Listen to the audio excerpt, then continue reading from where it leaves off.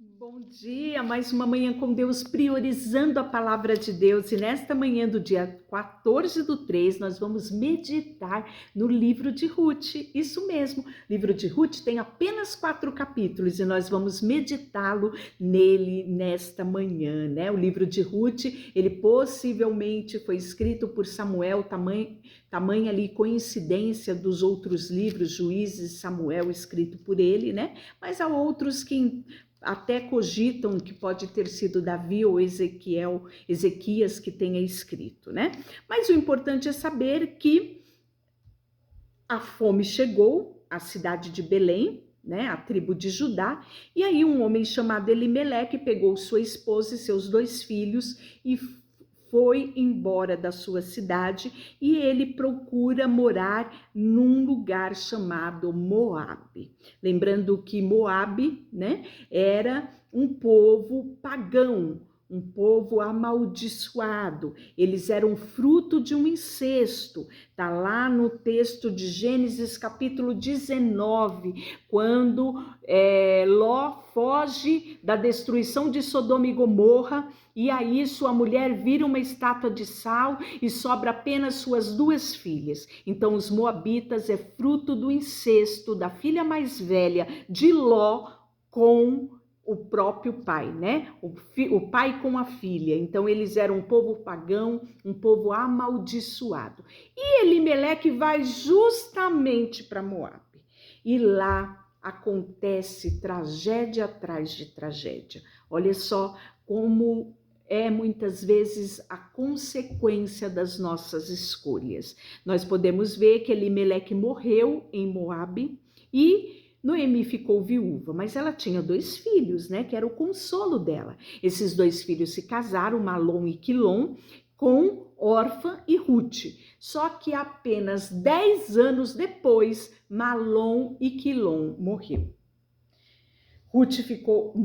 Noemi ficou desolada e ela ouviu que o Senhor havia abençoado o seu povo e grande colheita estava havendo na sua cidade. Qual era a cidade? Vilarejo de Belém. E ela decide voltar para sua cidade. O texto fala que ela chega a certa altura e diz para as noras dela: voltem para suas casas, né? Eu já estou velha e eu vou voltar para minha cidade, né?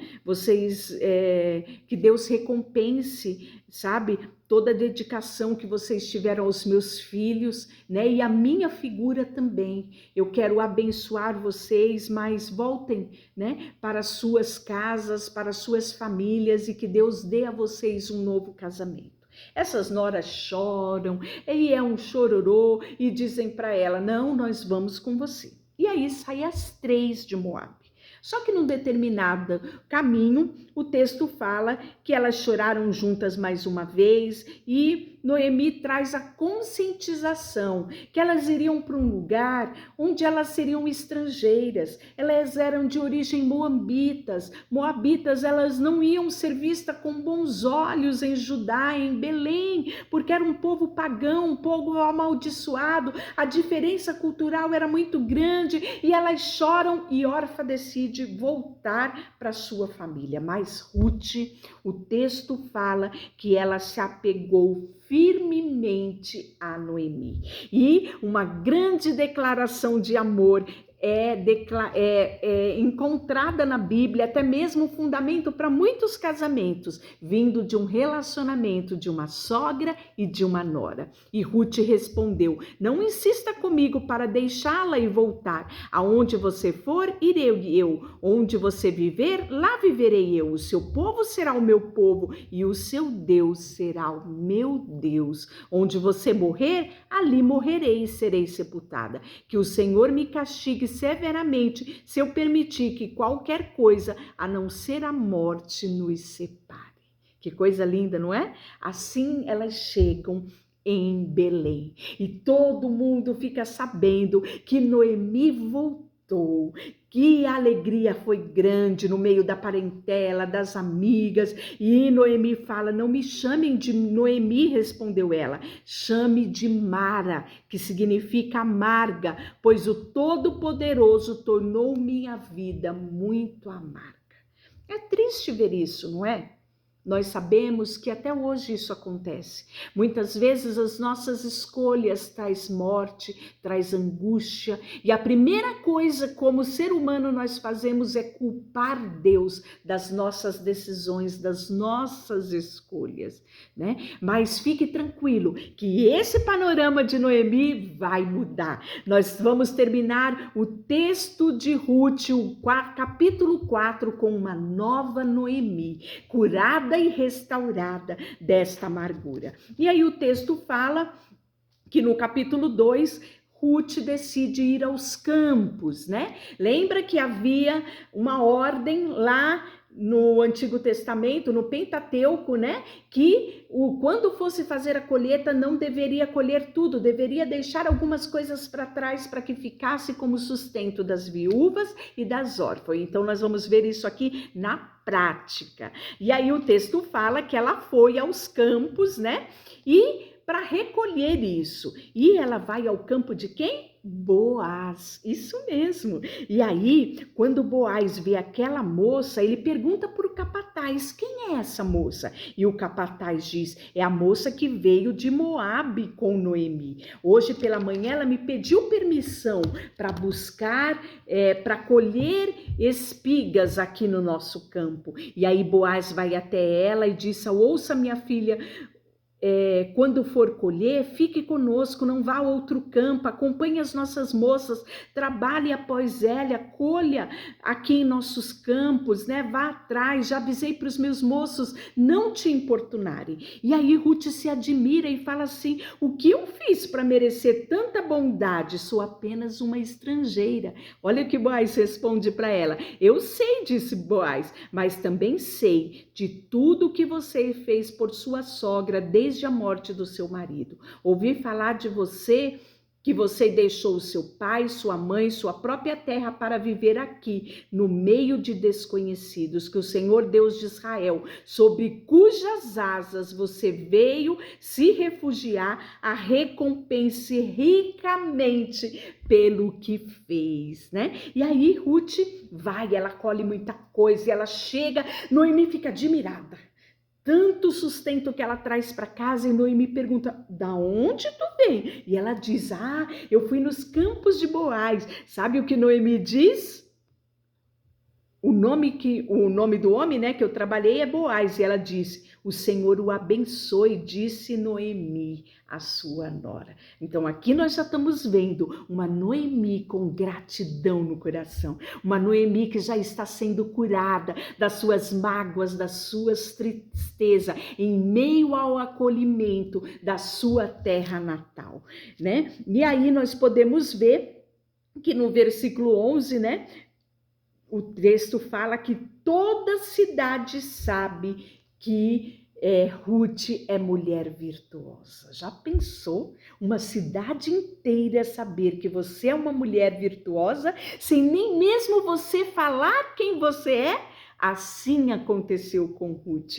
E aí fala no capítulo 3 que Noemi dá a ela a instrução de como ela deve fazer para se mostrar ao parente remidor, costumes daquela época. Então ela se perfuma, se veste, ela vai até, né, o local onde Boaz está com os seus homens trabalhando, e o texto fala que quando ele termina de comer, de beber, ele vai se deitar e ela fica observando, e quando ele dorme, ela descobre os pés dele, deita aos pés dele. À meia-noite ele acorda e percebe que havia uma mulher ali, ele pergunta, quem és? E ela diz, né, eu sou Ruth, sua serva, estende sobre mim a tua capa, porque tu és meu parente remidor, né? E aí ele fala, né, que com ela, conversa com ela e promete a ela que ele vai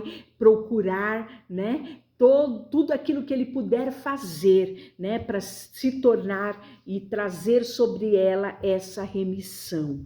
E o texto fala que Boaz, né, no capítulo 4, se casa com Ruth. Como que isso aconteceu? Fizeram todos os costumes da época. Ele vai até a porta da cidade, está com os anciões, procura o outro parente remidor antes dele e diz para ele: você quer remir? Você quer comprar a propriedade de Noemi? Só que você tem que casar com Ruth e suscitar a herança de Malom, o primeiro marido dela. E aí esse remidor diz: não, eu não posso fazer isso. E aí ele diz: então você me permite fazer isso? Sim, eu permito. E aí o texto fala, né, que ele tira a sandália como símbolo daquele acordo e entrega a Boaz. E aí Boaz, né, com aquilo, ele diz: vocês são testemunhas que hoje comprei de Noemi toda a propriedade de Elimeleque, Quilom e Malom, e junto com a propriedade tomei como esposa Ruth, viúva moabita de Malom. Assim ela poderá ter um filho que leve o nome da família do seu falecido marido e herde a propriedade da família aqui na cidade natal dela, né? Então nós podemos ver que aqui no final do capítulo 4, Boaz levou Ruth para casa e ela se tornou sua esposa. E o texto fala que Noemi diz, né, junto com as mulheres da cidade: louvado seja o Senhor que hoje proveu um resgatador para a minha família, né? E aí nasce um bebê, um menino, né? E as pessoas reconhecem, né, que esse menino cuidará de Noemi na sua velhice, pois ele é filho da sua nora que a ama e que tem sido melhor do que 7 filhos. Que coisa linda, né? Temos que aprender nesse relacionamento que nós meditamos aqui nesta manhã. Sabe quem era esse menino? Obed. Ele é pai de Jessé, que foi pai de Davi. Fidelidade de Deus para com a sua descendência. Deixa eu orar por você. Deus, queremos nos entregar a Ti, Senhor. Tudo que somos e tudo que temos, e mesmo que experimentemos nessa terra as adversidades, a Tua fidelidade não nos desampara. Em Ti, Senhor, queremos abrigar. A nossa confiança está no Senhor, que fez os céus e a terra. Eu te agradeço por tamanho ensino que usufruímos nesta manhã. Em nome de Jesus, amém. Deus te abençoe.